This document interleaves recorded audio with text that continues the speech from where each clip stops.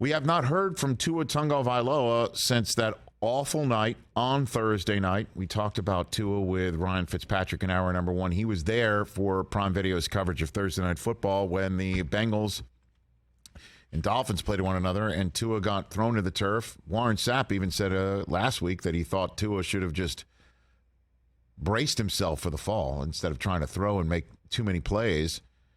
But Tua, as we all know, had a dreadful fencing response. Now, the fencing response is when your arms go up in the air, and a lot of players back in the day did not know that that was their teammate asking to be helped up. It's actually a natural response when your brain is concussed, that your arms just go up in the air. But I'd never seen what was happening with his fingers. It was terrible. Frightening. Tua is returning, it appears. This happened in week 4 for the week 7 Sunday nighter on NBC between Pittsburgh and Miami.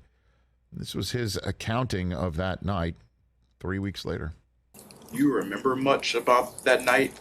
Yeah, I remember the entire night up to the point where I got tackled. But yeah, after I got tackled, I don't remember much from there. Getting carted off, I don't remember that.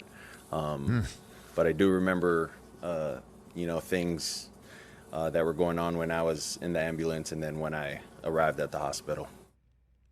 Wow. Serious business. Man, I just hope this guy protects himself. And as you know, concussions apparently become easier to occur once you've suffered a significant one like he has. You know, my heart's going to be in my throat on Sunday night watching this.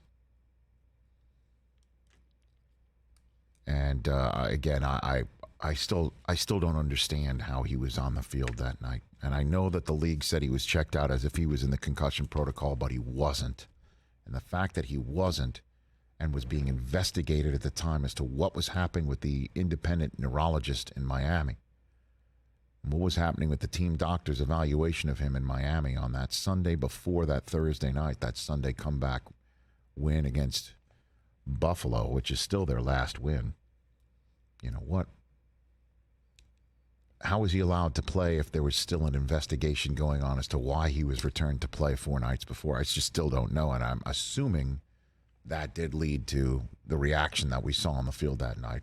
I'm not a doctor. I don't play one on TV. But my heart's going to be in my throat Sunday night. That's for damn sure. He's expected to go, and he's missed 2 games, and hopefully that has been long enough for him to heal. Hopefully that will work for them, because Miami, again, has not won since that day. And Pittsburgh is coming. Pittsburgh just beat Tom Brady. Mm-hmm. Pittsburgh is coming, and this is exactly why Tomlin never has a losing season, because he has a team play like they did last week. They're 1-4, and they're not giving up. Now they're 2-4. They can get to 3-4. And the Pittsburgh Steelers after that is at Philadelphia before a bye. It would be just like the Steelers to do this, right? Remember the Steelers were the team, that they're just it would be just like them for the Steelers to go ahead and win these next 2 and go into their bye week at 4-4 and say we're back. Laugh all you want, but who knows? It would be just like them to win this one and then be the first team to beat Philadelphia on the year. With like Trubisky starting. Yeah. Or Trubisky coming in like a relief pitcher. Like Pickett starts each one, and sometimes he's in, and sometimes he's not, or Pickett goes in and starts balling out. Because I'll tell you who's appeared for the first time over the last 2 weeks is George Pickens. Mm-hmm. The two of them have a bond, and that's a guy who can. And Claypool, showed up when Trubisky found him in the end zone. I don't know. It'd be just like him. Just get that sense.